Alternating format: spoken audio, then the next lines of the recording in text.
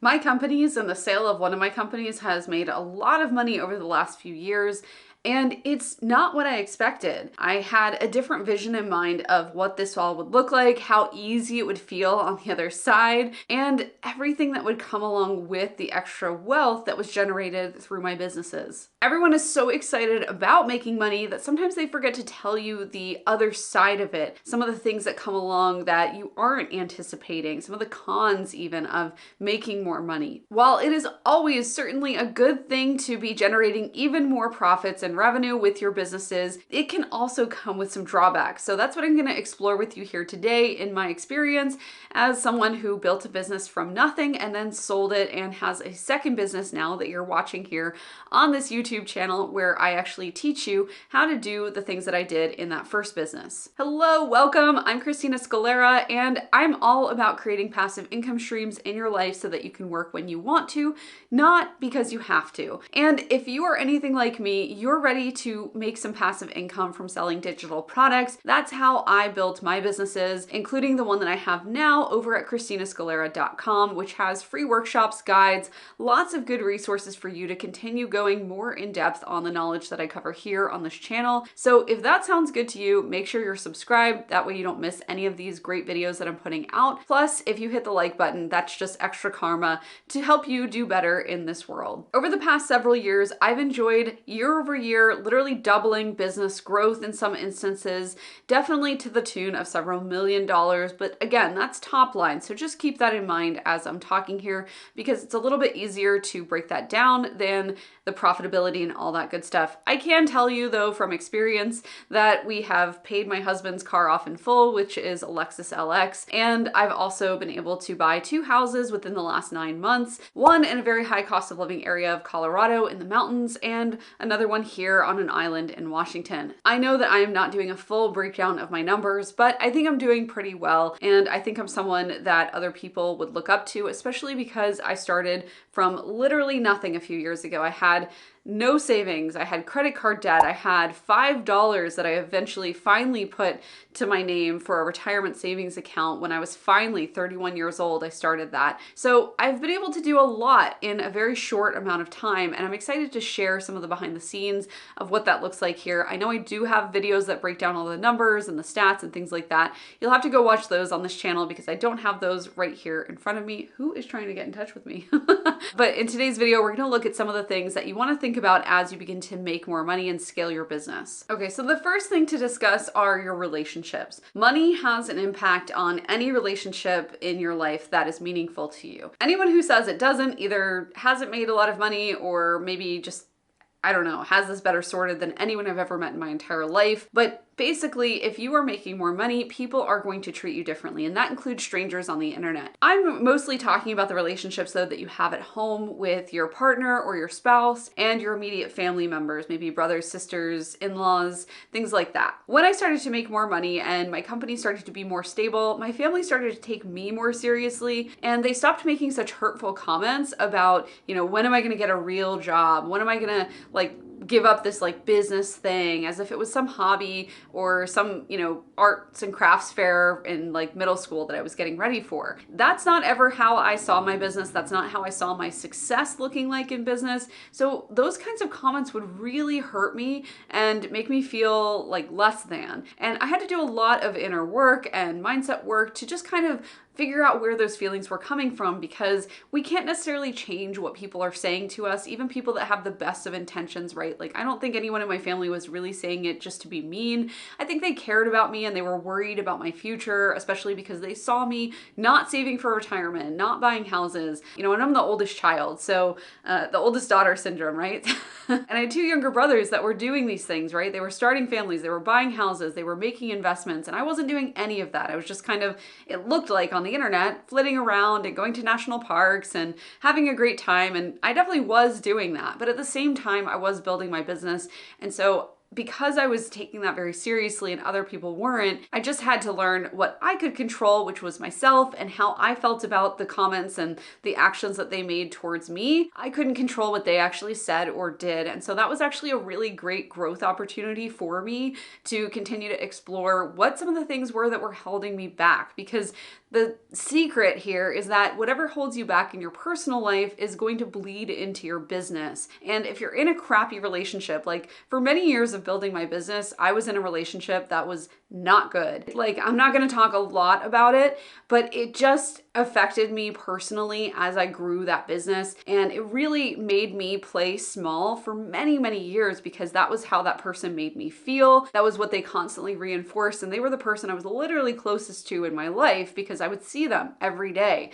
I mean, we lived together. So just be aware that if you do have people in your life, you can overcome whatever it is that they're saying or however they're acting to you. But it does get harder the more touch points and the closer they are to you. So in my case, I had to cut that off. I had to break up with that person and move on with my life so that I no longer had such a negative influence over myself and my business. And what do you know? I started to take off from there and led to bigger and better opportunities that I never would have dreamed of, including selling my first business, or at least my first successful business. I had many businesses before that, but it led to that, and that has afforded me an entire lifestyle that I never would have seen for myself at this young of an age, especially when you look at my life 3 years ago, and I didn't even have $1 saved for retirement. And now I have multiple six figures, including 2 investment properties and looking at a third currently. So it's a really great opportunity for you to look at the relationships in your life and ask,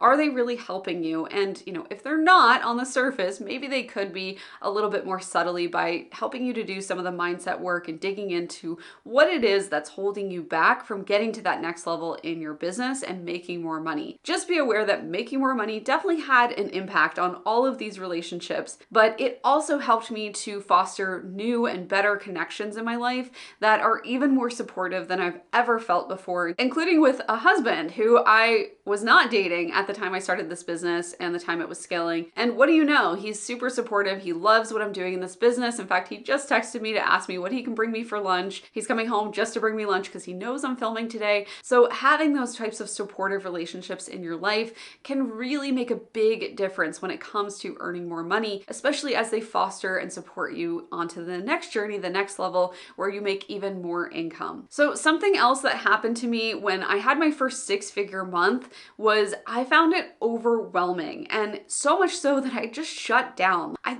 think it was a little bit of burnout, but mostly it was fear that like this big month was a fluke, that I could never do it again. And I've since gone on to have many more 6-figure months, but that was the first one, and that really helped me to learn more about myself. I thought I actually had depression because I got to a point after that 6-figure month where we were past the refund policy period, and I still couldn't open my email. I still couldn't bring myself to believe that this many people had purchased something from me and found value in it. I didn't see that value in myself. Again, it goes back to that relationship. I was definitely with that person who was dragging me down, and it just was really difficult for me to feel like I was helping someone. And therefore, when so many people bought from me, I had a $500 offer that was tied to the GDPR that happened in 2018. And when I had over 150 people buy that offer in 1 month, I was like, oh my gosh, I don't know what I'm gonna do. On top of, I was also featured on a really big podcast on Jenna Kutcher's Gold Digger that month, and all these things, like it wasn't planned, but it all just kind of lined up, and it was this huge month. We did almost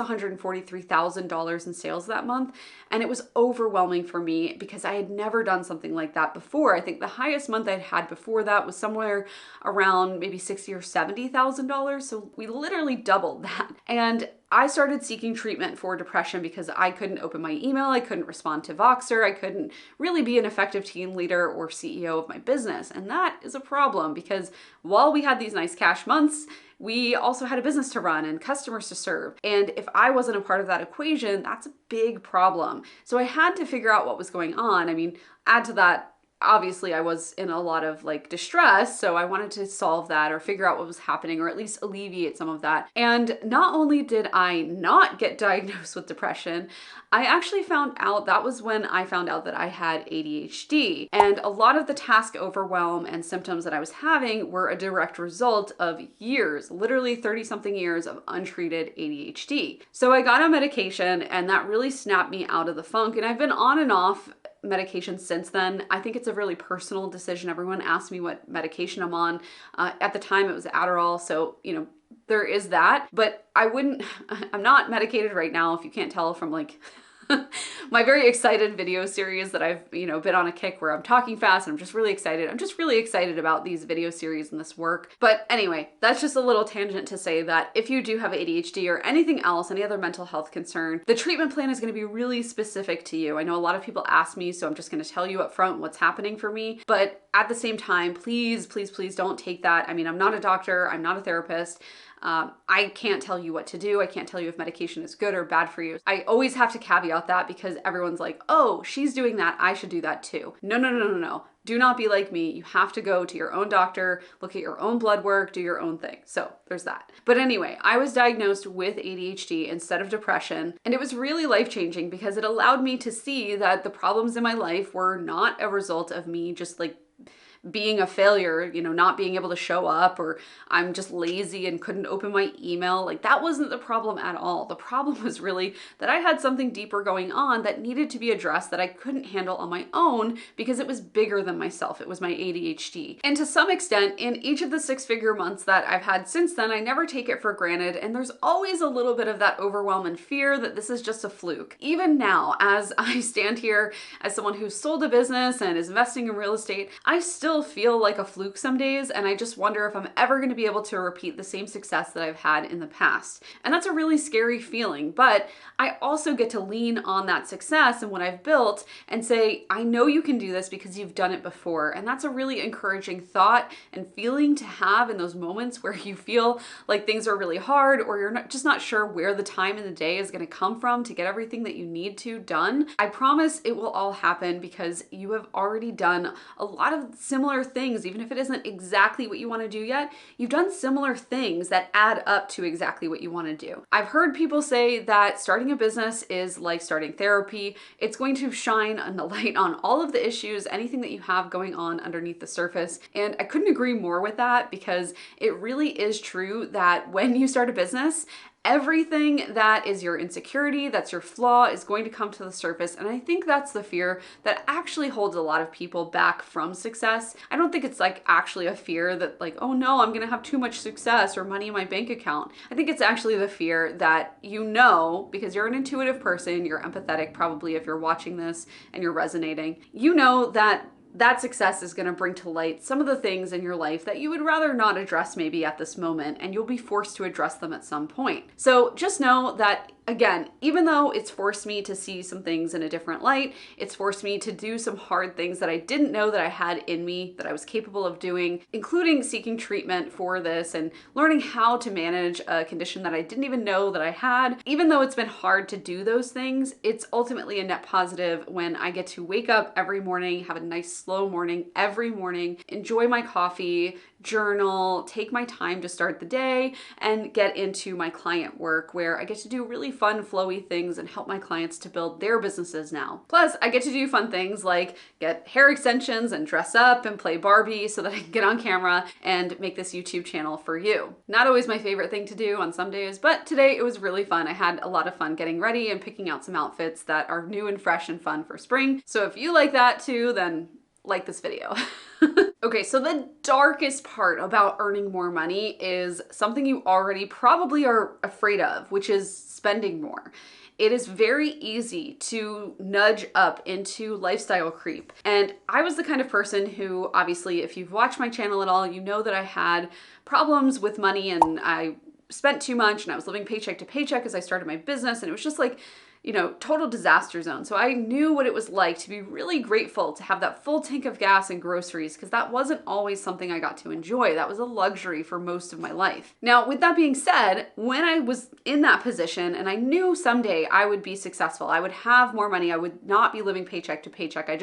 I felt it deep down. And when I was there, I just knew that I was never gonna go into lifestyle creep, because I remembered this feeling, and I thought I would always remember that feeling of what it's like to have less than you need to live. And unfortunately, now that I have more than I need to live, I have definitely indulged in some lifestyle creep. And so I have to be really, really careful and diligent about the systems that I set up for myself when I would overspend with nothing, as now I could overspend with a lot more money, and that would have more consequences potentially. So I just have to be very careful about that. And one of the things that I did when I sold my business is I pre-allocated some of the fun things that we would do, my husband and I would do with our lives when this money came in. So it was kind of surreal, because when you sell a business, you just get like a big deposit into your bank account. Like, you're like, this feels illegal. And I knew that some of that money was going to go to taxes and the brokerage that helped to sell the business and stuff. But the rest of that money, I could decide what I wanted to do with it. And so something that helped a lot as I sold the business was to know that we were going to get this car for my husband. He had this dream car in mind, so we got that for him. That we were gonna look at an investment property. I didn't think it would happen as fast as it did, that I actually get to enjoy in Colorado, because there's like 2 houses on the property. So that was an added bonus. And we also knew that I was going to buy a purse. I wanted a new handbag. I thought it was gonna be a Chanel bag, but of course I went back to my old favorite, which is Chloe. Like, I have so many Chloe bags, it's ridiculous. They're a really good value. Like, this is such a tangent, but I love Chloe bags. I have so many Marcy's, I have so many different sizes. I just love my Chloe bags, and I could not bring myself to spend money on a Chanel when I felt like it was an inferior quality compared to the Chloe product. And I love the wrapped handle. It just is like, it's my thing. So if you ever want to know anything about Chloe bags, that's a random thing that I know a lot about. I might even be mispronouncing that, but you know what, whatever. I'm American, I'm not French, they're French, whatever. And I also knew that we were going to pre-allocate some money for a trip, because we never really got to take a honeymoon. My husband's in the military, so we had like literally 2 nights that we spent on our drive back from where we got married to our house here in Washington, because we had just closed on the house, so we had to like renovate the house. We spent most of our honeymoon like renovating the house. We also never bought rings for each other. Like, the rings that I have are just, this was passed down from his grandmother, and then this is actually a ring that I had back like when I was younger and used to get hit on more. I would like wear it as a wedding band at conferences and stuff. So anyway, those are the rings that we had, and we got his off Amazon, and I really wanted like a big flashy engagement ring, and that was something that I was gonna buy. It hasn't worked out quite yet. I haven't found the ring that I actually like, but that is allocated for that. So beyond that, anything else was going to be lifestyle creep, and we were going to be spending beyond our means. So I really tried to limit any extra purchases, but I hate to say this, as someone who's learning to be better with money, and definitely much, much better than I used to be, but that definitely happened. We definitely had some lifestyle creep, because I was like, you know what? I deserve this. I really worked hard for that. And some of the extra things started to happen.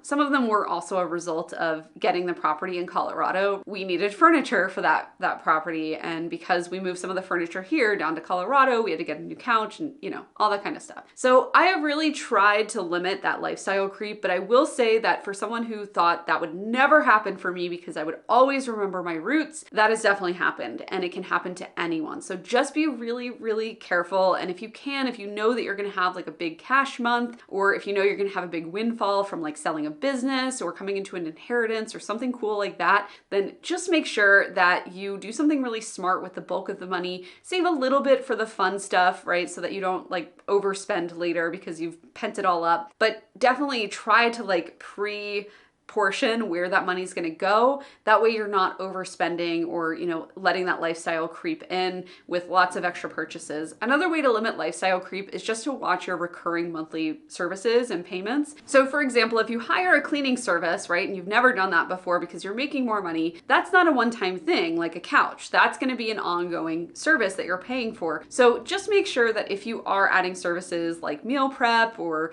even a private chef, any kind of cleaning, that you are in your budget for that. You're not just like pushing the limits because it feels really good for you, or it's like, you know, something you want today, but you haven't really figured out how you're going to pay for it yet. Figure out how you're going to pay for it, figure out what that looks like for you, and then portion your salary accordingly so that it doesn't result in lifestyle creep as much as possible. And I know that you get to enjoy your salary as it continues to increase. You get to have more of it to enjoy, but just don't forget to also let your investments and your savings creep up a little bit too. So we definitely invested a lot of that business sale into different assets, including our retirement accounts, maxing those out as fast as possible.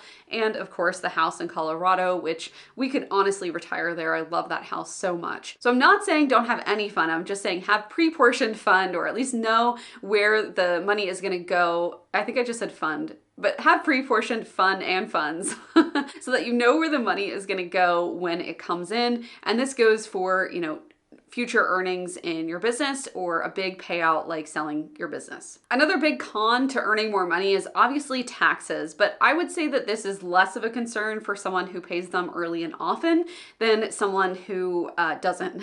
So if you are spending a portion of what money should go for taxes, then it's going to be much harder. You're basically stealing from your future self, who's then going to have to stress and figure out where that money is going to come from, because while it should have gone to taxes, you actually spent it on something else. So I actually prefer to just like overpay taxes early. And I know that I could be making a few extra tens or hundreds of dollars every single month using that money in a high yield savings account. But to me, the security that my taxes are paid for, and I'm not going to have to worry about that later, is more, I can make more money with that mental headspace that I get back than the money that's actually being generated in like a high yield savings account from the extra few hundred or thousands of dollars that are being just sitting in my high yield for the next tax payment. So I like to pay my taxes as often as I possibly can. I had it set up really well when I had my S corporation. That was the company that sold, where a portion of that money, actually it was like double my salary, was coming out for taxes every single week.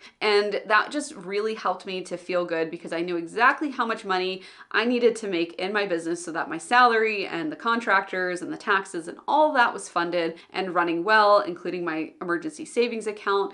And that way I could just like make that a number. It was much easier to focus on that than, oh my gosh, what's my tax bill? How much should I pay these contractors? All this stuff. I think with the ADHD, it helps to simplify things in that way. So if that's something that you could work on, where you're just working towards one number a month that your business needs to pull in so that everything else is funded, including the taxes, and that's an automated payment to the tax man, then you might be in a little bit more of a less stressed headspace because it's less for you to have to organize and remember and stress about and, you know, just check up on. The less things that I need to check in on like a regular basis, even if that's just an annual basis, the much happier I am as a human when I know something is already taken care of like that in advance. It's kind of like going away on vacation and you had the whole house cleaned, or you cleaned the house before you left, right? You come back to a nice, clean, like everything's organized house. That's how it feels to me to pay the taxes early and often versus coming back from vacation and you like accidentally left dirty dishes in the sink and, you know, now there's like mold growing on something, like it's like gross and weird. That's what it feels like to me to delay paying taxes, just because you'd rather use that cash for something else right now. One thing I really haven't run into is people increasing the cost just because they think I'm like rich or have more money to spend or whatever. I haven't really found that people have taken advantage of me in that way yet. And I think it's actually because I'm even more selective and picky about who I work with, either in my home or in my business. After I've made this money, for some reason, it's gotten even more precious and I'm even more careful about how I allocate it or what I'm investing in since making this money. I don't know why, right? Like it should have been the opposite where I had less money, so I was more protective of it. But now that I have more, I'm actually a lot more protective of it. And I just make sure that I'm getting a good price, getting comparative quotes, things like that when I am ordering any kind of like service in my home or, you know, when I'm looking at different contractors for my business now. So I don't feel like I've been ripped off. I mean, maybe I have, maybe people could rip me off, but I do think that I've gotten a lot more protective over the money that I do have, just because I think, you know, I don't want to lose it. I'm like being a little Gollum-esque right now about the money. And the last thing is, I would actually say that one of the things that people could see as a con that has actually improved for me is money management. With more money comes more accounts to manage. It comes brokerages and trades and high yield savings accounts and checking and all these other things, right? But I would say that it's actually about the same amount of management, but in a different way, in a healthier, much more fun way